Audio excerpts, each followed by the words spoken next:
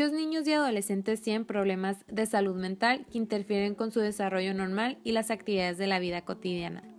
La salud mental incluye nuestro bienestar emocional, psíquico y social. Afecta la forma en cómo pensamos, sentimos y actuamos cuando lidiamos con la vida. Es de vital importancia saber que se puede pedir ayuda.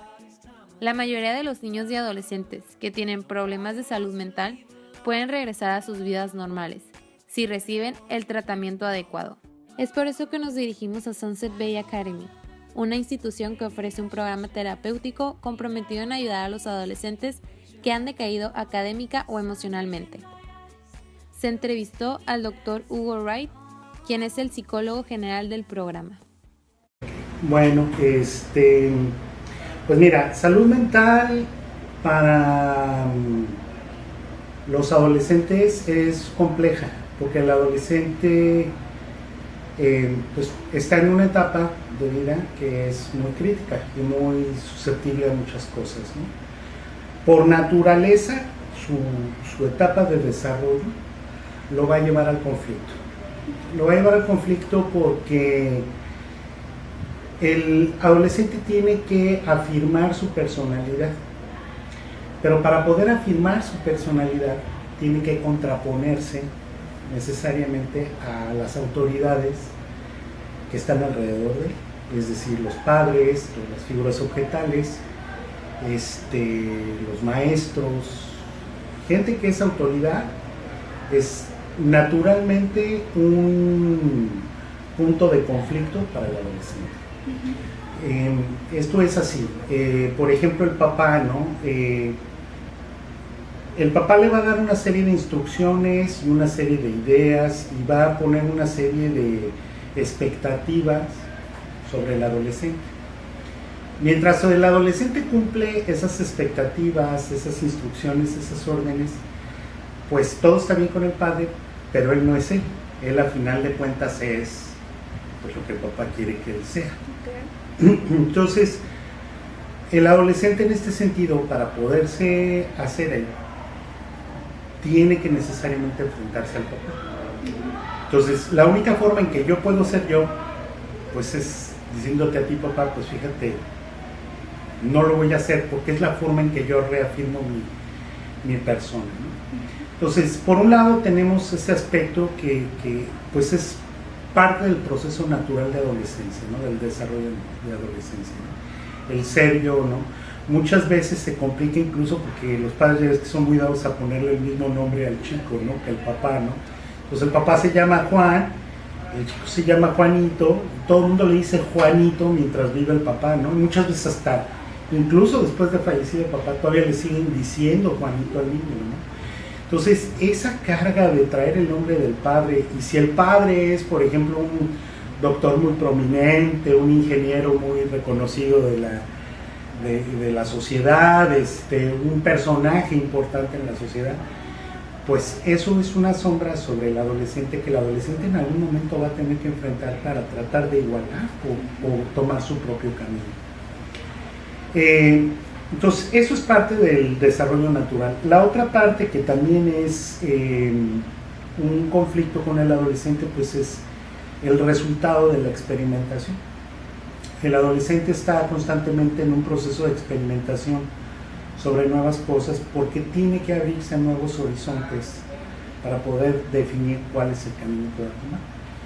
Y eso teóricamente lo pone en mucho riesgo porque pues, obviamente va a estar experimentando muchas cosas, pues entre ellas las adicciones legales, como pues es el tabaco, como es el alcohol, y pues ahí por supuesto hay un factor de riesgo de que se pueda brincar a experimentar con cosas mucho más pues delicadas, ¿no? Y luego, bueno, pues está el aspecto hormonal también, ¿no? El aspecto hormonal que en ese momento está a todo lo que da en el adolescente, la testosterona, los estrógenos y demás, que lo lleva pues a tratar de crear una socialización, pero también lo lleva a tratar de fomentar su sexualidad pues de forma natural.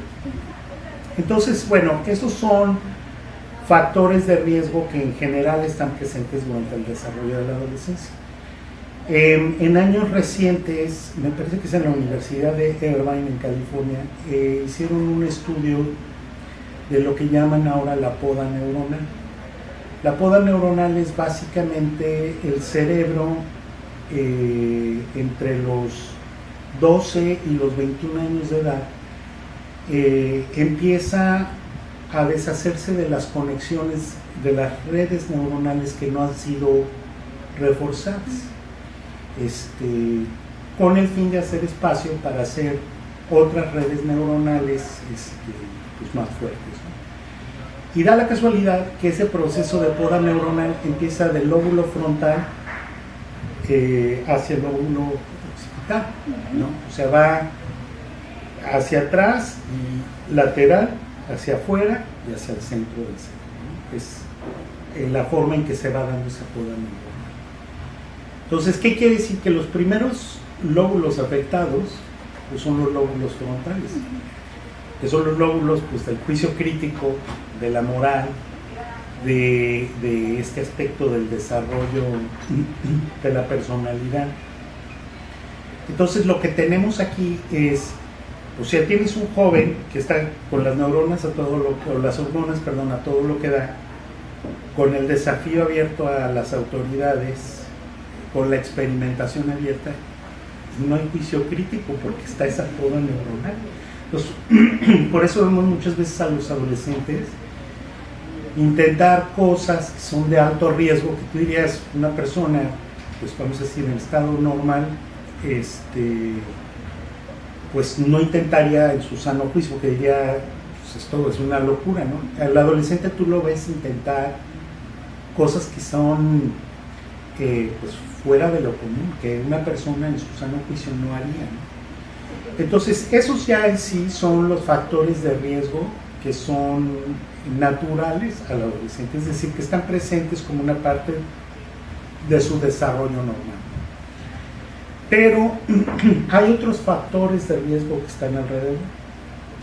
La familia, obviamente los problemas en la familia, la ausencia de los padres, la falta de dedicación de los padres son factores de riesgo, el hacinamiento, el vivir en zonas con pocos recursos económicos, con poca escuela, con pocos servicios médicos, son factores que también inciden en la salud del adolescente, ¿no? La accesibilidad a drogas y narcóticos, es decir, el vivir en una zona que en un momento tenga mucho acceso a eso, pues es un factor de riesgo. Factores como, por ejemplo, la falta de educación o de servicios educativos para el adolescente, son todos factores de riesgo que inciden tremendamente, ¿no? Y hay factores de riesgo de primer orden, como es, por ejemplo, la violencia intrafamiliar, es un factor de riesgo muy alto. Hay factores como el que alguno de los padres esté padeciendo alguna patología, como una depresión, una psicosis, una esquizofrenia.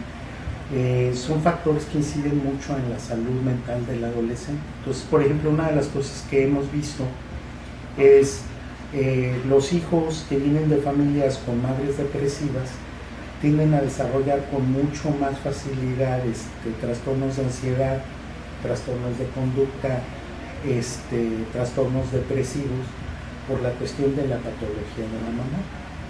Entonces, esos son factores de riesgo, por ejemplo, de primer orden, ¿no? El que haya un ambiente familiar violento, por ejemplo, o donde haya habido abuso físico o incluso abuso sexual del joven, es un factor de riesgo muy alto a desarrollar trastornos de conducta como los trastornos disociales o antisociales de personalidad, ¿no?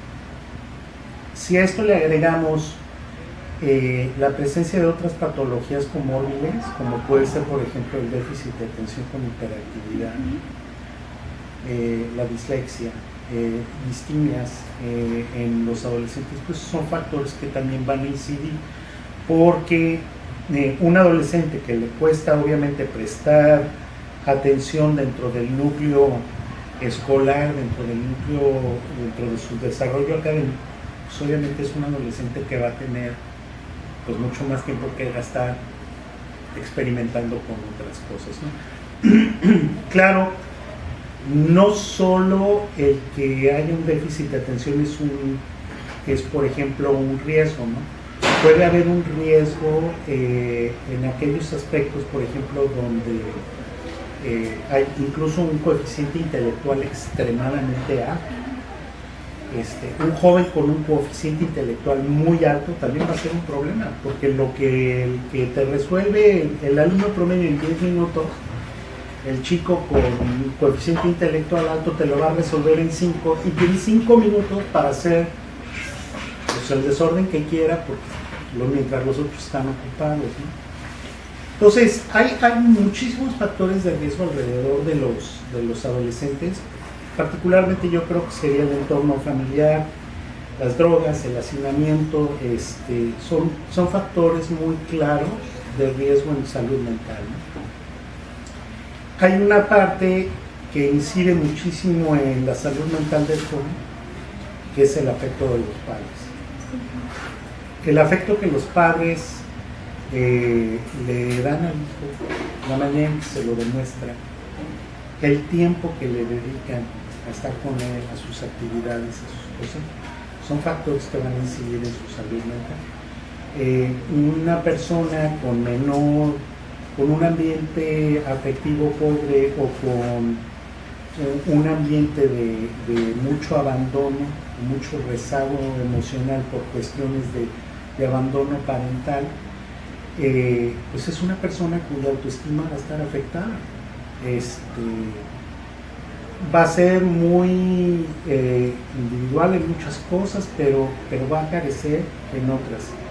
Entonces, esos factores de autoestima también son un factor de riesgo en la cuestión de la salud mental del joven, ¿no? Baja autoestima, pues obviamente deriva en muchísimas cosas, ¿no? Puede derivar en adicciones, puede derivar en patologías como depresión o distimias o ansiedad, puede derivar en algunos trastornos ansiosos también, y pues digo, en algunos casos severos, pues lo que vamos a ver, por ejemplo, es el famoso cutting, que ahora está muy de moda, ¿no? El lastimarse, y vamos a ver factores como el suicidio infanto-juvenil. Entonces, hablar de salud mental en el adolescente, pues es hablar no exclusivamente de una salud física, ni tampoco de que el niño tenga pues una escuela, una casa y unos papás. O sea, hablar de salud mental en el joven implica hablar de una salud integral, de un entorno afectivo, de una oportunidad académica o económica para desarrollarse. Todos estos son factores que inciden en la salud mental. El estilo de parentaje también incide en la salud mental. Cómo el padre aprende a educar al hijo, a disciplinarlo, son factores que inciden también en esa salud. Por ejemplo, un padre que utiliza un modelo parental